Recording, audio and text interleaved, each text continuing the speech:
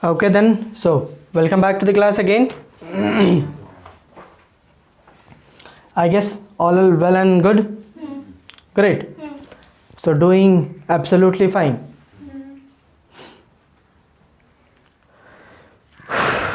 So nothing to ask. कुछ नहीं है. चलिए ठीक, बहुत बेहतरीन. So please let me know कि हमने कहाँ तक पढ़ाई कर ली थी.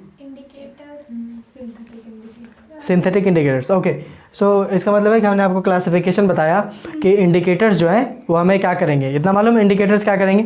Indicators will let us know कि which one is acid, which one is base और वट एवर. ठीक है, बिकॉज इससे पहले हमारा जो सिस्टम था वो है चाटने का, आई मीन टेस्ट करने का, तो दैट वेंट रॉन्ग. दूसरा जो है वो उससे बेटर था, दैट इज़ कि we have to react the particular substance with water. तो I have to carry water along with me, तब ना हम करेंगे, अदरवाइज कैसे करेंगे.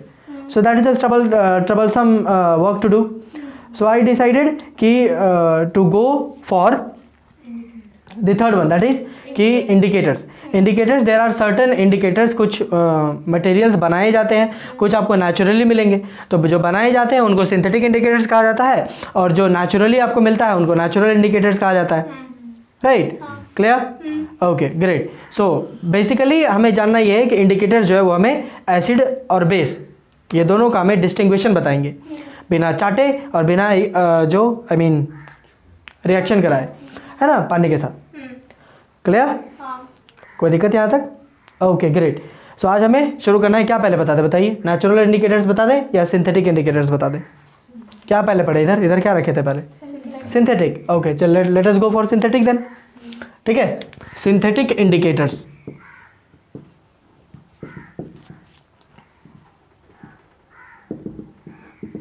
Synthetic indicators. ठीक है, सबसे पहला सिंथेटिक इंडिकेटर वो है हमारा litmus paper. Litmus paper. Litmus paper एक सब्सटेंस है जो पाया जाता है from plant which is known as lichen. Lichen नाम का एक प्लांट होता है, वहाँ से पाया जाता है लीचेन प्लांट, जो कि इसका आप जाइएगा थोड़ा और अंदर में तो it comes under Thallophyta. Thallophyta आपने पढ़ा होगा, diversity in living organisms, plants and animals both. तो प्लांट्स वाले में आपने एक ग्रुप पढ़ा होगा जिसको हम थैलोफाइटा कहते हैं.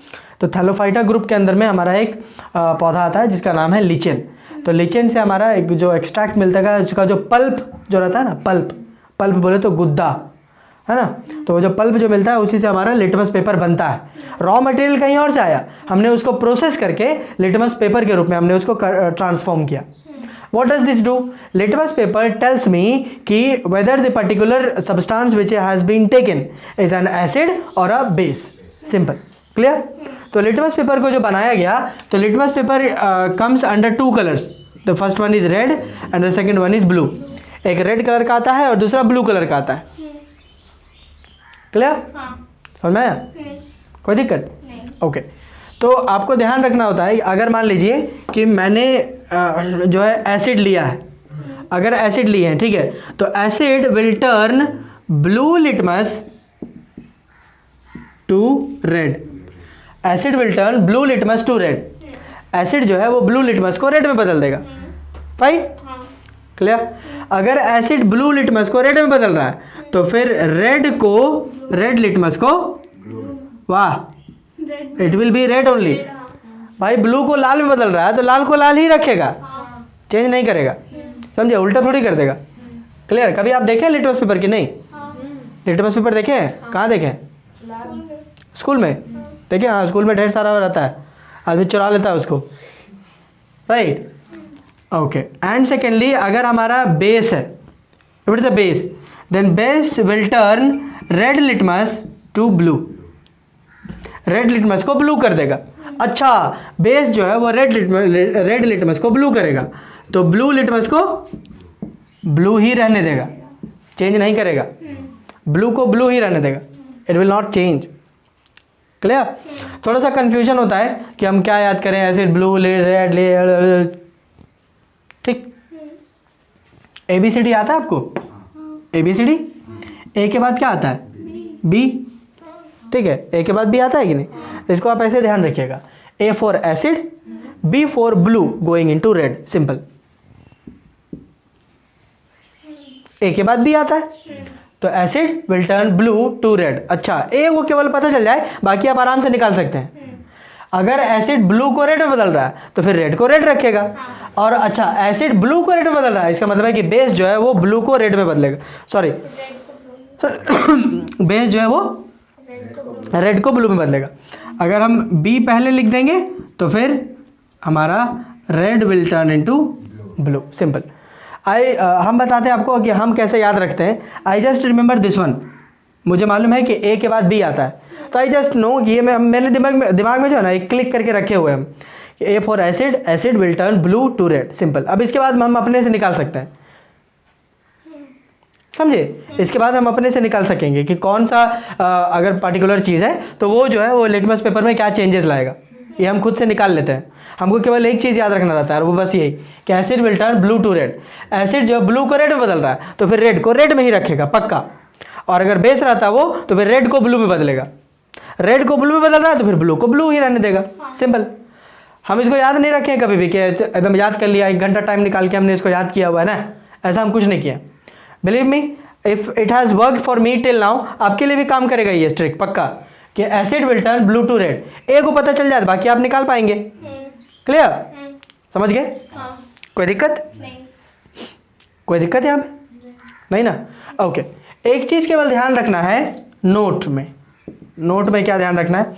नोट में ध्यान ये रखना है कि द सब्सटेंस और the material should be containing moisture content in it, मतलब उसमें मॉइस्चर होना चाहिए। मॉइस्चर अगर नहीं होगा, बोले तो नमी होना चाहिए।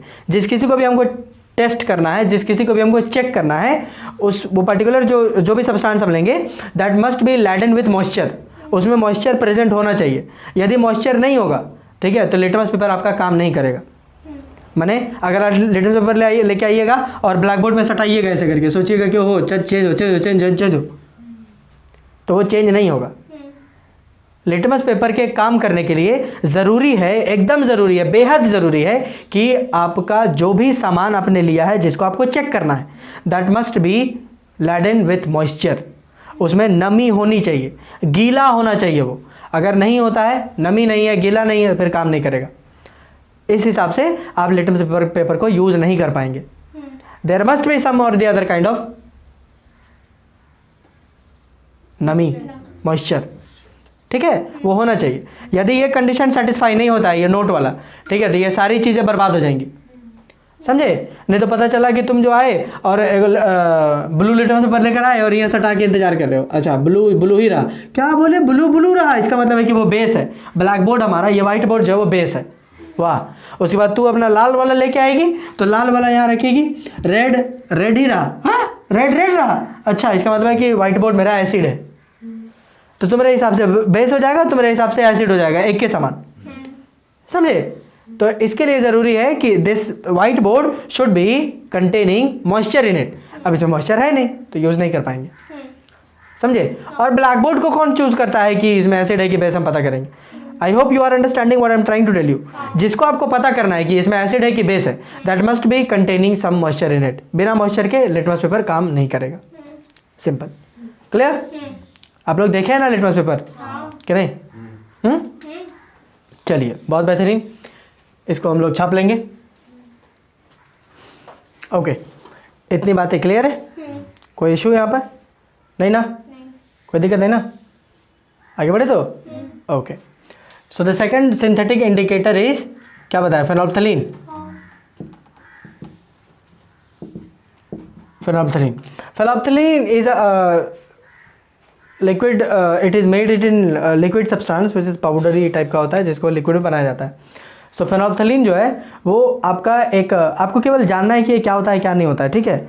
एसिड में क्या होगा, बेस में क्या होगा, बस इससे ज़्यादा लोड नहीं लेना है कि इसका केमिकल कंपोजिशन बता दीजिए या आप इसका रिएक्शन बता दीजिए कैसे होगा, ये सब आपके सिलेबस में नहीं होता, लोड नहीं लेना है, ठीक? क्लियर? कोई दिक्कत यहाँ पर नहीं ना? सो फेनोल्फ्थलीन जो है वो एसिड के प्रेजेंस में ये कलरलेस रहेगा, ठीक है, इसका कोई कलर नहीं होता है, ठीक। फेनोल्फथलीन जो है वो एसिड के प्रेजेंस में कलरलेस रहता है, बोले तो कोई कलर नहीं होगा। ठीक, यदि आप बेस ले लेते हो, ठीक है, तो it will change its colour to pink. ठीक है, बेस के प्रेजेंस में वो पिंक कलर का हो जाता है। समझे? उसको डालना पड़ता है एसिड में। किसको? नहीं, आप फेनोल्फथलीन लीजिएगा एक टेस्ट ट्यूब में, आई मीन फ्लास्क में, एक उसमें लीजिएगा और उसमें धीरे धीरे एसिड डाल दो, 1-2 बूंद डालो, तो यू विल सी कि कोई कलर चेंज नहीं हुआ। लेकिन फिर आप उसको जब बेस कुछ डालिएगा उसमें, जैसे सोडियम हाइड्रोक्साइड हो गया, पोटेशियम हाइड्रोक्साइड हो गया, कोई भी आप बेस डालिएगा, तो यू विल सी कि the colour has been change to pink, वो पिंक कलर का चेंज हो जाएगा। और फिर उसमें एसिड डाल दोगे तो it will again change to colourless. समझ में आया कि नहीं? It will change to pink. आप ऐसे याद रखिएगा, बीपी है ना, ब्लड प्रेशर, ठीक, blood pressure, base will change to pink, what? Phenolphthalein. P से फेनोल्फथलीन, पी से पिंक, बी से बेस। ऐसे आपको कनेक्ट करना होगा डॉट्स आप कनेक्ट करिएगा ना, तब आपको समझ में आएगा कि क्या होता है क्या नहीं। ठीक है। And if it is a neutral substance, मान के चलिए if it is a neutral substance, neutral बोले तो ना एसिड ना बेस, ना एसिड है ना बेस है, तो ऐसे में भी वो कलरलेस रहेगा। तो पता क्या चलेगा न्यूट्रल है कि एसिड? न्यूट्रल है कि एसिड पता क्या चलेगा? न्यूट्रल है कि एसिड है पता कैसे चलेगा? तो पहले आप बेस पता करिए, पहले आप बेस पता करेंगे कि वो बेस है कि नहीं। पिंक कलर देखिए, पिंक कलर का हो जाएगा, उसके बाद उसमें न्यूट्रल सब्सटेंस डालिए तो कोई चेंजेस नहीं देगा। लेकिन अगर आप उसमें एसिड डाल दीजिएगा तो the pink colour will dissolve, pink colour will disappear, और फिर वो कलरलेस हो जाएगा। इससे मुझे पता चलेगा कि वो कलरलेस है, I mean that's an acid. Neutral है तो कोई प्रभाव नहीं है ना उसका, पिंक विल रिमेन पिंक। जैसे एक बार हम बेस डाल दिए तो वो पिंक हो गया, उसके बाद कोई न्यूट्रल सब्सटेंस डालिएगा तो वो पिंक ही रहेगा, कोई चेंजेस नहीं होने वाले। ठीक, उसके बाद फिर जब एसिड डालिएगा तो the slowly and slowly it will dissolve. Clear? कोई दिक्कत? नहीं। Okay, great. सिंथेटिक इंडिकेटर है, ये भी जो है वो लेबोरेटरीज वगैरह में बनाई जाती हैं। Number 3 we have to study is methyl orange. Methyl orange, clear? Methyl orange जो है, देखिए एसिड के प्रेजेंस में क्या, बेस के प्रेजेंस में क्या, और न्यूट्रल सब्सटेंस के प्रेजेंट में क्या। ठीक, कहा इसको क्या मर रहा है?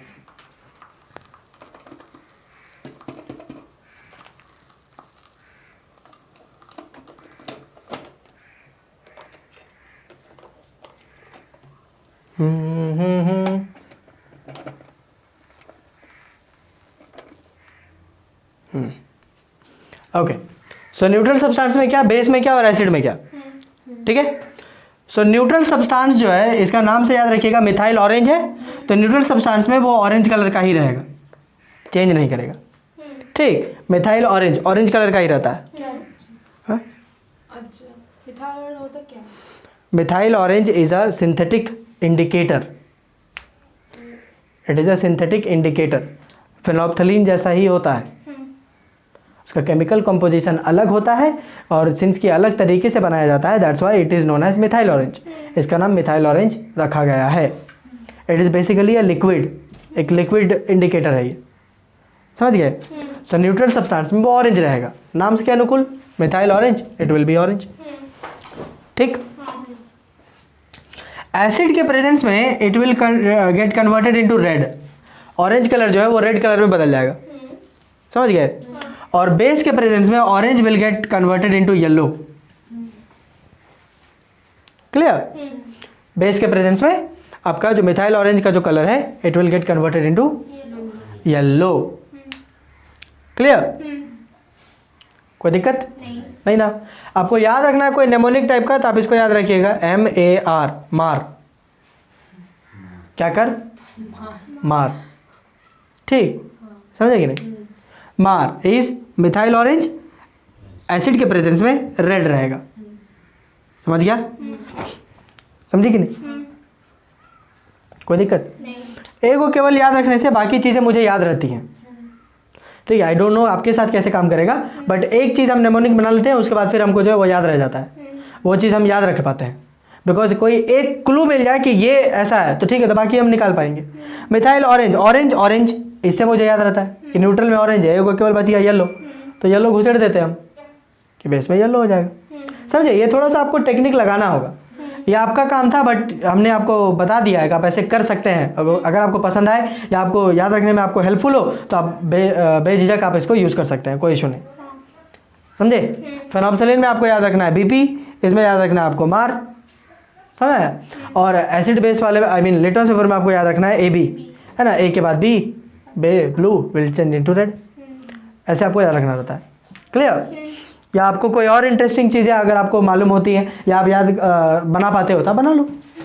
बेसिकली आपका काम है कि आप इसको कितना अच्छे से रट पाते हैं। हमने कहा ना ये चैप्टर ज़्यादातर आपको रटने पर है, कितना बढ़िया से आप रट सकते हैं, this is more important. Clear? कोई दिक्कत? कोई दिक्कत है ना? चलिए आइए ज़रा इस साइड कॉलम में हम लोग बात कर लेते हैं अबाउट नेचुरल इंडिकेटर्स। 3 ही थे ना इसमें आपका सिंथेटिक वाले में। नेचुरल इंडिकेटर्स सबसे पहला था हमारा red cabbage, right, red cabbage, ठीक। रेड कैबेज जो होता है वो एसिड के प्रेजेंस में इट टर्न्स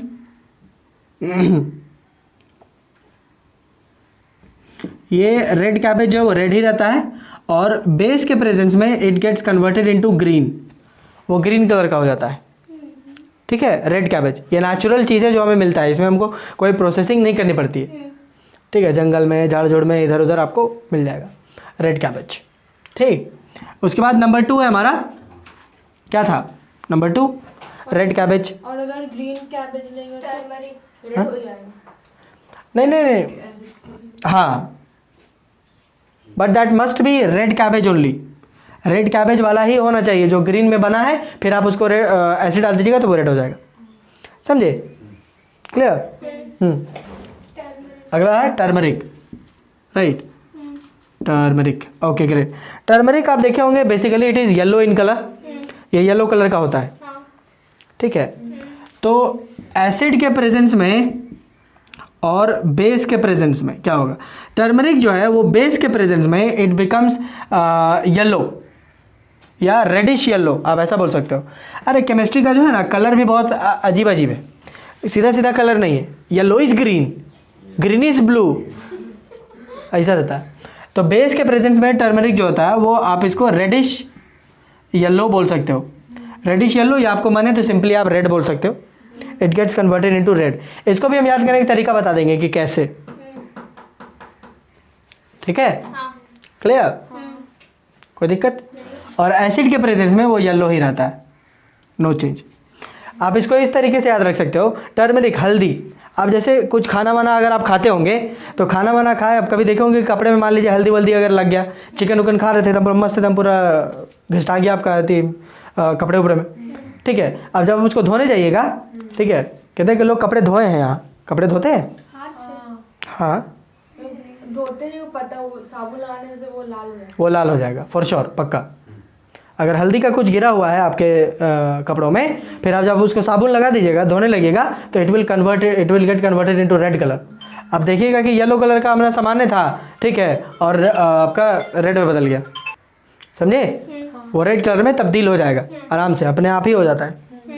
क्यों? क्योंकि साबुन एक बेस है, साबुन जो है वो एक बेसिक सब्सटेंस है, तो बेसिक अगर कोई चीज़ रहेगा तो it will convert turmeric into red colour, reddish yellow, या सिंपली आप रेड बोल लीजिए, कोई इशू नहीं, या सिंपली आप रेड बोल दें, कोई दिक्कत नहीं है, फाइन, ओके। सो आप कपड़े धोने वाले अगर याद है तो आपको वो इंसिडेंट अगर याद रहा होगा तो आप कर सकेंगे, कोई इसमें इशू नहीं होगी। अगला है हमारा ऑल्फैक्टरी इंडिकेटर। देखो थोड़ा सा क्लास बोरिंग लग रहा ना, है कि नहीं? झूठ मत बोलो, बोरिंग नहीं, मतलब कम थोड़ा मोड़ा बोरिंग नहीं लग रहा, गर्मी लग रहा, बोले तो पैसे जमा करो, ओके। हमको नींद लग रहा, तुमको भी? I am feeling sleepy, maybe because I have taken some medicine now, इस वजह से शायद।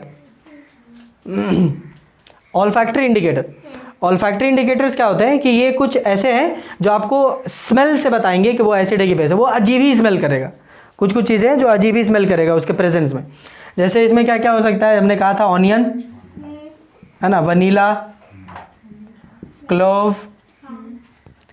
क्लोव समझते हैं? क्लोव क्या है? हाँ। क्या हिंदी में नहीं पता लेकिन कैसा होता है? ऊपर में गोल सा होता है फिर ऐसा रहता है। क्लोव इज लॉन्ग, हाँ लॉन्ग। लॉन्ग, लॉन्ग को क्लोव बोलते हैं। तो एसिड के प्रेजेंस में ये अलग ही सेंट देंगे, बेस के प्रेजेंस में अलग, वैसा ही ये, वैसा ही ये। अब देखो, अब सेंट हम जो है वो आपको एक्सप्लेन नहीं कर सकते कि कैसा गमकेगा। इट इज़ समथिंग जो आप खुद एक्सपीरियंस करना चाहेंगे, या एक्सपीरियंस जब करोगे तो समझ में आएगा, यूँ ही नहीं। अभी जैसे देखे हो जो खाना जब खराब हो जाता है तो कितना अजीब मांगता है। अब हम उस सेंट को कैसे एक्सप्लेन करें कि वो कैसा मांगता है, बताओ हमको। Is it possible to explain that smell? नहीं। वैसे ही स्मेल के आधार पे इसको पता कर पाना थोड़ा सा मुश्किल है, समझ में? या एक्सप्लेन कर पाना मुश्किल है कि ऐसा गमकेगा। कैसे बोलते हैं कैसा गमकेगा? है फॉग जैसा गमकेगा नहीं, हम बता देंगे फॉग जैसा महकेगा, जाके फॉग सूंघ लेगी तो जाके, ऐसा है नहीं। ठीक है, so this is the thing over here. तो ये जो चीज़ है ये बहुत ज़्यादा कारगर चीज़ नहीं है, क्योंकि क्या पता हमको कुछ और सेंट देगा, किसी और को सेंट दे कुछ और। तो सेंट के आधार पे ये पता कर पाना थोड़ा सा अच्छी बात नहीं है, ये बेहतर तरीका नहीं है कि कोची एसिड है कि वैसे सूंघ के बता देंगे। है नाक किसी के जाम होगा वो दिन, तब क्या करेगा? उसको तो सूंघाई देगा नहीं, फिर क्या फायदा होगा उसमें, समझे? So this is the issue over here. Clear? Fine. तो याद रखेंगे ये तीनों, और फिर इधर से ये तीनों, बस मेरे ख्याल से इतना ही जो है वो इंडिकेटर्स में इतना ही काफ़ी है। फाइन, चलिए इसको छाप लेंगे। चलिए आगे बढ़ा जाए। कोई इशू नहीं यहाँ पे? क्या कुछ है? नहीं ना? चलिए great. So will go through now acids या प्रॉपर्टीज ऑफ एसिड्स। ठीक है, प्रॉपर्टीज ऑफ एसिड्स। एसिड के प्रॉपर्टीज हम देखेंगे। अच्छा, एसिड के जो प्रॉपर्टीज होते हैं these are classified into 2 groups. इसको आप 2 ग्रुप्स में कन्वर्ट कर सकते हो। पहला जिसको आप बोल सकते हो फिजिकल प्रॉपर्टीज, ठीक, और दूसरा जिसको आप कह सकते हो chemical properties. Fine. Physical properties of acids मतलब एसिड आपको फिजिकली कैसा दिख रहा होगा, what would be it's outer appearance, appearance wise वो कैसा होगा, क्या मुझे दिखाई देगा। और केमिकल में वो ऐसी चीज़ें होती है जो आपको दिखाई नहीं देंगी लेकिन वो होते हैं, समझे कि नहीं? कि नहीं? जैसे हमको दिख नहीं रही तुम लोग कुटनी है लेकिन तुम लोग है ना, you can be very good villains, है कि नहीं? समझ में आ रहा है? हाँ। सो फिजिकल प्रॉपर्टीज में आप क्या क्या लिख सकते हो? फिजिकल प्रॉपर्टीज में आप सबसे पहला लिख सकते हो कि acids are sour in taste, जितना पड़े उसको कंबाइन कर दो। सॉर इन टेस्ट, खट्टा लगेगा। अब आप उसको चाट चाट के देखते रहिए, कौन खट्टा लग रहा है कौन क्या लग रहा है, चाटिए। जब भी कोई बोले एसिड है कि नहीं, चल ये चाट देते हैं, करिए। कोई समझदार बंदा होगा जो ये नहीं करना चाहता होगा तो आप लिख सकते हो कि acids release H+ ions when dissolved in water। समझे? ये लिख सकते हैं हम पॉइंट 1, पॉइंट 2। और क्या लिख सकते हो? वही चेंजेस जो आपको देखने को मिले वो चेंजेस शो कर दीजिए इसमें। जैसे acids turn blue litmus to red, blue litmus को रेड में बदल देता है। वैसे ही आप फेनोल्फथलीन के लिख लीजिए, वैसे ही आप मिथाइल ऑरेंज के लिए लिख लो। 3, 2, 5 को पॉइंट हो गया, बात खत्म। और ज़्यादा तुमको खुद ही चढ़ा हुआ होगा तो आप एग्जाम्पल दे दो, एग्जाम्पल ले लो। एग्जाम्पल में क्या देंगे? जैसे HCl हाइड्रोक्लोरिक एसिड, फिर सल्फ्यूरिक एसिड दे सकते हो। यही सबसे इंपॉर्टेंट है आपके पूरे सिलेबस में, ठीक है? HCl और सल्फ्यूरिक एसिड। ज़्यादा जहाँ कहीं भी बात होगा इन्हीं लोग का बात होगा ना, ये लोग बहुत वीआईपी है। समझे? क्लियर? कोई दिक्कत आइए? बहुत अच्छा, ये तो बता दिए थे तो कोई इशू नहीं, केवल एक जगह कंसोलिडेट कर दिया और कुछ नहीं। केमिकल प्रॉपर्टीज़ जो हैं, केमिकल प्रॉपर्टीज़ बहुत सारे हो सकते हैं, बहुत सारे केमिकल प्रॉपर्टीज़ ढेरों हैं। मतलब अंदर से तुम कैसा हमको मतलब for each and every one you are different. हर एक के लिए आप अलग हो सकते हैं। सिमिलरली केमिकल प्रॉपर्टीज़ जो है वो हर एक के लिए अलग हो सकता है, क्योंकि केमिकली उसको रिएक्ट करना है, और रिएक्शन के लिए ढेर सारे अपना अपना बैलेंस इलेक्ट्रॉन उसका सबका अलग अलग होता है, उसके अनुसार वो लोग जो है वो वेरिएट कर सकते हैं। सो केमिकल प्रॉपर्टीज़ अच्छी बात यह है कि हमें आपको ढेर सारा नहीं पढ़ाना है, केवल हमें मात्र 4 पढ़ाने हैं, है ना। 2 गो ऐसा लिखा है, 2 गो और बताएंगे, ठीक। सबसे पहला जो हमें पढ़ना है केमिकल प्रॉपर्टीज़ ऑफ एसिड्स में, that is reaction with metals. मतलब how do acid react with metals, कोई भी मेटल ले लेंगे, ठीक है। कोई भी मेटल में ज़्यादातर आप जो है वो सोडियम, मैग्नीशियम, पोटेशियम, यही सब, ये हो गया मेटल्स हमारे, ठीक है। उसके बाद number 2 reaction with metal oxide, वाह, रिएक्शन विथ मेटल ऑक्साइड, ठीक है। मतलब कि कोई भी एसिड जो है वो मेटल ऑक्साइड के साथ कैसे रिएक्ट करेगा, क्लियर। कोई दिक्कत नहीं। कोई दिक्कत यहाँ पे? This is my flow chart, हम लोग जो है इस तरीके से पढ़ेंगे, फाइन, ओके। सो नंबर 3, उधर जगह बन नहीं रहा है, यहाँ लिख देते हैं, ठीक है। Number 3 reaction with metal carbonates, metal carbonates that is CO3, इसको बोलते हैं कार्बोनेट, ठीक है। और उसके बाद number 4 reaction with metal hydrogen carbonate, क्या कहेंगे, हाइड्रोजन कार्बोनेट, या इसको आप मेटल बाइकार्बोनेट भी कहा जाता है, ठीक, जिसको आप कहेंगे HCO3, ये हुआ, समझ गए। तो ये 4 टॉपिक्स हैं जो हमें कवर करने हैं under chemical properties of metals. How do any acid react, metal रहे भोंबी, how do any acid react with metals, how do any acid will react with metal oxide and then with carbonates and then to the bicarbonates. हम bicarbonate बोले चाहे hydrogen carbonate बोले, बतिया is remaining same, clear, कोई दिक्कत नहीं। Okay ये तो कंफर्म हो गया, ये HCO3 और ये CO3। अब मेटल बाइकार्बोनेट है ना, तो केवल कार्बोनेट नहीं होगा, इसके साथ कुछ मेटल भी लगा होगा। जैसे हम बोल सकते हैं sodium hydrogen carbonate, sodium hydrogen carbonate, sodium metal है, पोटेशियम हाइड्रोजन कार्बोनेट, ऐसा समझ आया। कुछ involvement of metals would be over there, ऐसा कुछ। हाँ, लेकिन एसिड्स की अगर बात करें तो एसिड जनरली हमें 2 तरीके के ही हमें देखने हैं, दैट इज HCl और सल्फ्यूरिक एसिड। इससे ज़्यादा आपका वेरिएशन नहीं आएगा, अगर आता भी है तो आपको तुम्हारा किस्मत खराब है, तब क्या कर सकते हैं, समझे, समझ आ रहा है। हाँ, आदमी बोलते हैं, जैसे मान लो किसी को करना रहता है, ठीक है, जैसे मान लो बोलते नहीं है, अगर मान लो कि यहाँ पे हम एडमिशन टेस्ट लेते और हम चाहते हैं कि ये लड़की पास हो जाए, हम चाहते हैं कि ये लड़की पास हो जाए, समझ आ रहा है, तो हम पूछेंगे कि बताइए कि तुम्हारे मामा का नाम क्या है, समझी, तो अपने मामा का नाम बता देगी। लेकिन यदि हम चाहेंगे कि ये पास ना हो तो हम पूछेंगे कि मेरा मामा का नाम बताओ।